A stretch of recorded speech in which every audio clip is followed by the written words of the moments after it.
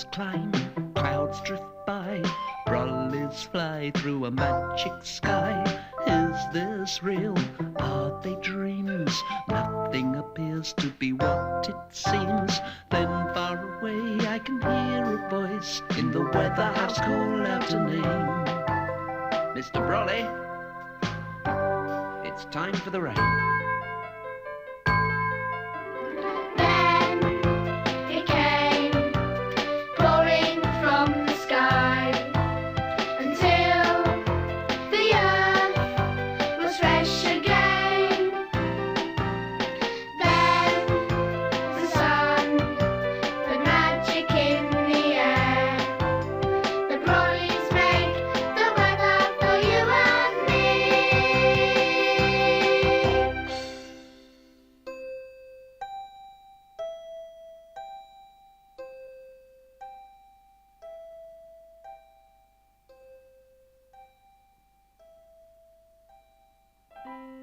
Harry was trying to go to sleep, but no sooner had he closed his eyes than he opened them again. Tucked up beside Harry in bed were his toys, Elephant and Hippo. Snake, as always, lay on the rug by the door, and Bird was perched on the chest of drawers. Harry stared down at his patchwork quilt. It was different from other quilts. Instead of flowery scraps of material, it was made of little embroidered pictures of rainbows, stars and planets, clouds, and great flashes of lightning in a dark and stormy sky. It had been made a long, long time ago. On the wall hung Harry's weather house. If the day was going to be fine and sunny, Mrs. Brawley came to her door. If the day was going to be wet and cloudy, Mr. Brawley came out. But of course, they never came out together, for it is impossible for a day to be both wet and dry at the same time. But what would happen if they both came out together? Wondered Harry, and he sat up and stared at the weather house. As he stared, the doors seemed to grow larger. His bed grew smaller, and he found himself at the entrance of the weather house. A light was shining from the door, through which Harry could see Mr. Brawley no longer fixed to his wooden stand, but moving freely about the room.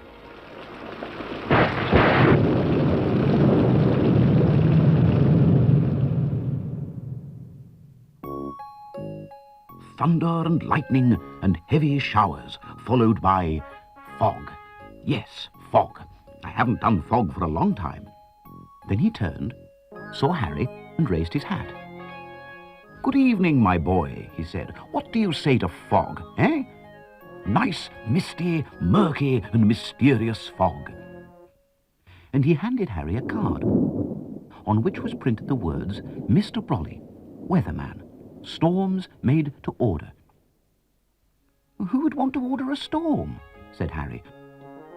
"No one," said Mr. Brawley, "which is a pity, because I do love a good storm. Just think of it. Cracks of thunder, flashes of lightning. Are you sure you wouldn't like a storm? Just a small one?" But before Harry could answer, Mrs. Brawley came hurrying across the room and whisked Harry away to her bright and sunny kitchen. She sat down, smiled at Harry, and delved into her bag and brought out a patchwork quilt, just like the one on Harry's bed. "Fog and rain, wind and woe, that's all he ever thinks about," she said. Humming softly to herself, she began to stitch. From behind the kitchen door came the voice of Mr. Brawley. "Well, if I can't have a storm, I'll have fog. Misty, murky, mysterious fog." And from under the door there began to creep little wisps and curls of fog. Mrs. Brawley didn't seem to notice and just stitched away at her quilt. Then the wisps became billows. "Mrs. Brawley, look!" shouted Harry. Mrs. Brawley looked up, saw the fog, and delving once more into her bag, she brought out 2 umbrellas with duck's head handles. The green eye of the duck on Harry's umbrella winked at him, and for a moment he thought he heard a soft quack, quack.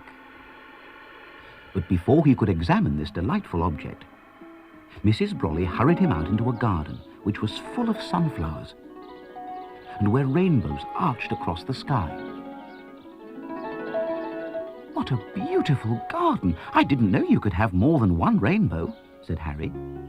And he and Mrs. Brawley hurried down the path. "Of course you can have more than one rainbow," said Mrs. Brawley. "You can have as many rainbows as you wish. People just think that there can only be one." Behind them, the fog was pouring from the kitchen door, hiding the garden from sight. It curled itself round their feet as they went, and then rose to Harry's knees. "Mrs. Brawley," said Harry, but again she seemed quite unconcerned. "Mr. Brawley thinks he makes the rainbows with his rain," she said, "but of course I make it with my sunshine."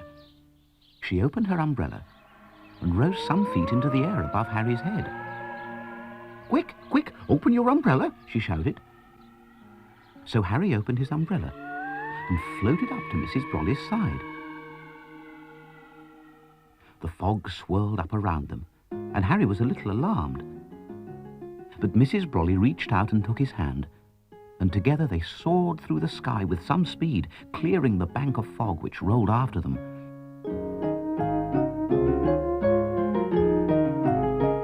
"Mr. Brawley and his fog, I'll show him sunshine, the like of which he's never seen before," said Mrs. Brawley.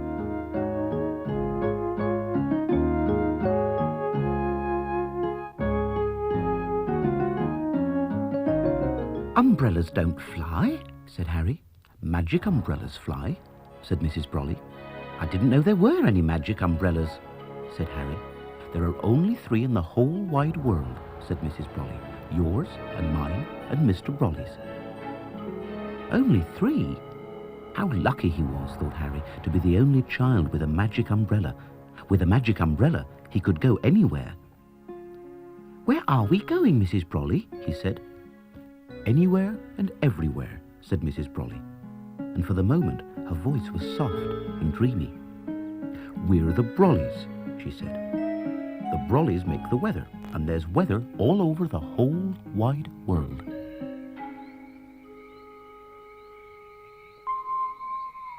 They came down beside a water hole. Mrs. Brawley sat down under a shady tree, took her patchwork quilt from her bag, and calmly began to stitch. Harry came down by the water hole, where a hippo lay, with a bird on its head. Close by, an elephant was drinking, and a brightly coloured snake lay basking on a rock. "Mrs. Brawley, where are we?" asked Harry. "In Africa," said Mrs. Brawley. Harry hung his umbrella on a branch of a tree and looked down at the scene. The sky was a brilliant blue, except for on the horizon where some wisps of cloud were drifting about. "Mrs. Brawley," said Harry, "I think it's going to rain." "Rain? Rain? Trust Brawley to try and spoil everything," said Mrs. Brawley. "I'll teach him a lesson." And she pointed her umbrella at the sky. The sun began to burn more fiercely than ever. And after a while, Harry saw that the plants round the waterhole had wilted, and that the waterhole itself was drying up.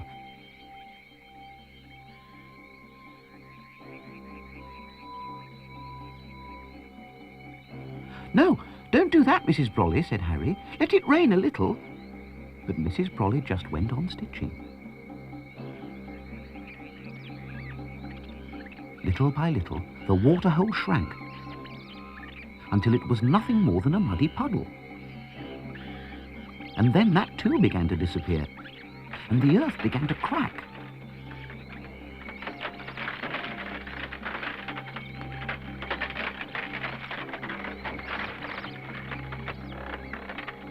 Puzzled, the animals stared at Harry. But what could he do to help? "Mrs. Brawley, I think you're being cruel," said Harry. "Cruel?" said Mrs. Brawley. "But it is the nature of the sun to be hot. Do you think that too much rain would be better?" "Please, Mr. Brawley, try to rain," shouted Harry.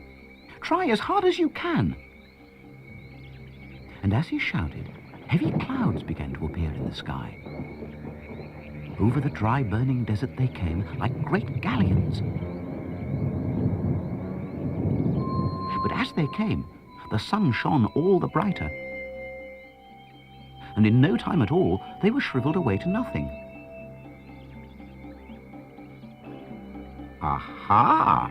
cried Mrs. Brawley. Then in came the clouds again, heavier this time.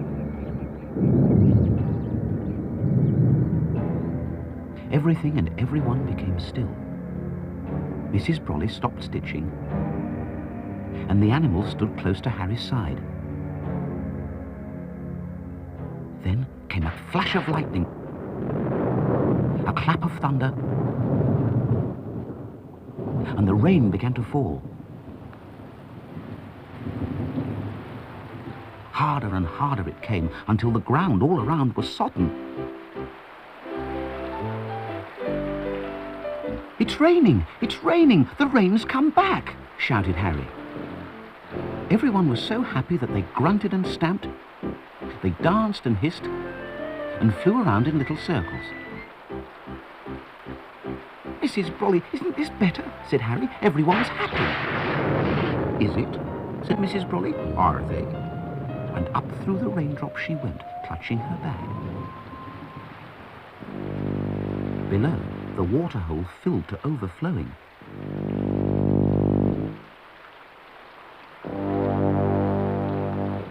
"Stop!" shouted Harry. "Stop the rain!" But it just rained harder than ever, until the water was up to his waist. The elephant lifted Harry up onto his back, where the snake lay with the bird nestled in his coils. With the hippo by his side, he clambered up onto a small island, and there they stood, with the water rising higher and higher, until suddenly, in the distance, Harry saw a small, ark-like boat. "Mr. Brawley! Mr. Brawley!" he called. "Please help us!" Soon the boat came bobbing by, and Harry and the animals climbed aboard.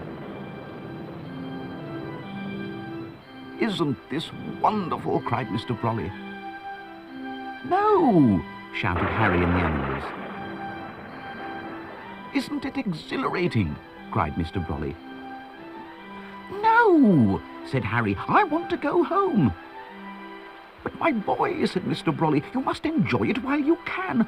Why, I haven't had such a good storm for years." And he stood waving his arms like someone conducting an orchestra. And the boat whirled round as though it were in a whirlpool. Round and round and round it went. Harry awoke with a start. It was morning, and the sun was shining through the window. Mrs. Brawley stood at the door of the weather house, a little lifeless figure made of wood. The animals were toys once more, but Harry knew that they were only waiting for the magic to come again. And it would come again, of that he was certain. For next to his bed leant the new umbrella, with the duck's head handle. "Quack," it said softly to Harry, and it winked its eye.